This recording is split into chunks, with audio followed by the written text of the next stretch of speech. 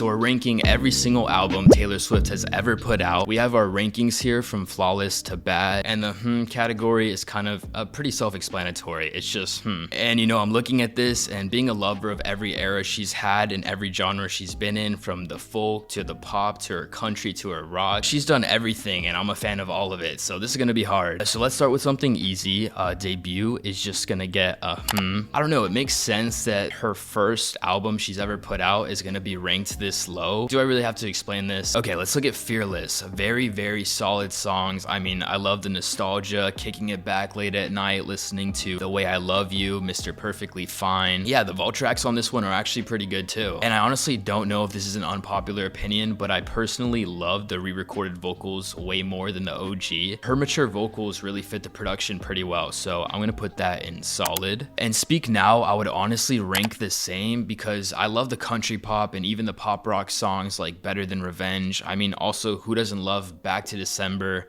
Last Kiss, and even Haunted is pretty good. However, I don't really go back super often to listen to much more than that, to be honest, but it was great for her time and her age and everything. It was great. Okay, I'm looking at Midnights. This was a crazy release. It broke so many sale records, streaming records, everything. But I don't know, I streamed it like crazy when it came out originally, just like everyone else did and should have. But no one really goes back regularly to listen to the whole thing top to bottom anymore. I mean, at least I don't think so. There were some really good songs, don't get me wrong, and the 3 AM edition did not disappoint. But as for amazing songs, I'd probably say You're on Your Own Kid, Would've, Could've, Should've, maybe Maroon. But as for the rest of the tracks, they're not nearly as good as those 3. Like, I'm not gonna go back and listen to Question or Midnight Rain or Vigilante Shit. No hate at all if you do. It's just not my thing, you know? Yeah, I'm gonna say Midnights was well put together and very consistent in production and sound, but it is a solid album. Okay, I'm looking at Lover and oh my god, the 180. People do not give Lover enough flowers. Miss Americana, Death by a Thousand Cuts, Cornelia Street, Daylight. That album's banger after banger. People, I fear, still don't understand how amazing and important this album is. Regardless of how sad it is kind of listening to it post Joe Alwyn, if anything, that makes it more soul crushing and great. So this is going in the great category, of course. And I feel a very similar way about Reputation as well. I think that is great. Masterpieces like Getaway Car, That Bridge is insane. There's also Dress, Dancing with Our Hands Tied, which definitely does not get enough credit. Dancing with Our Hands Tied goes so fucking hard. I better see some more noise when Taylor's version comes out. And the vault tracks are gonna go so crazy. But this is a great album, one of her best for sure. So I think Red, on the other hand, was very adequately praised. Swifties did give it enough credit when Taylor's version dropped. I mean, it got everything it deserved. We got a 10-minute song for All Too Well. We got a short film with Dylan O'Brien. All Too Well alone could be the reason this is already a great album, but we got some great tracks like State of Grace. I Bet You Think About Me with Chris Stapleton was super good, but the majority of people will know this album for the classics. They got a lot of radio play like 22 and We Are Never Getting Back Together, which are also pretty good, but you know, go deeper. But yeah, great album, duh. So Evermore, flawless. Evermore is my favorite album of hers of all time. It's such an incredible folk pop, alt rock album, like insane production, and the most clever lyrics and storytelling. Champagne Problems is the very reason I fell in love with Taylor Swift. It's the first song I ever liked of hers. I was like, wow, Taylor Swift does this? It makes me feel like I'm in a cabin in the woods, cozied up with a cup of coffee under the blanket. So it made me listen to all of Evermore and fall in love with it, of course. So I fell in love with Tolerate It, Ivy, Gold Rush, Right Where You Left Me. Such amazing songs. So obviously this made me discover Folklore because they're like sisters. Then I listened to 1989 and became a full-blown Swiftie. That's how it was. That's exactly what happened. In conclusion, I think Evermore is perfect, and I'm gonna have to go ahead and say the exact same thing for Folklore, which has some flawless songs like Betty, Invisible String, My Tears Ricochet. Such great songs. And there's way more like Cardigan, Exile, Are You Fucking Kidding Me? Insane songs. That track list is perfect. And lastly, I have to put 1989, as I just mentioned, in flawless. If it's not the best pop album I've ever listened to, it's one of the best pop albums I've ever listened to. There's really no arguments at that point when you have songs like Style, Blank Space, New Romantics, Clean, just perfect pop masterpieces that everyone in the car will listen to if you put them on because they're just objectively so good. But yeah, 1989 was her domination of pop music. I think we're done. So hate me or don't hate me, I just really want to know your thoughts on this ranking, and if you were to change it, which I'm assuming most most of you would change it, because we all have our own little different opinions. I'm genuinely curious about how you guys would organize this. So comment down your thoughts, and also please like and subscribe so this video could reach more people. That would be pretty cool. And yeah, thank you guys so much for watching. I'll see you guys later. Peace.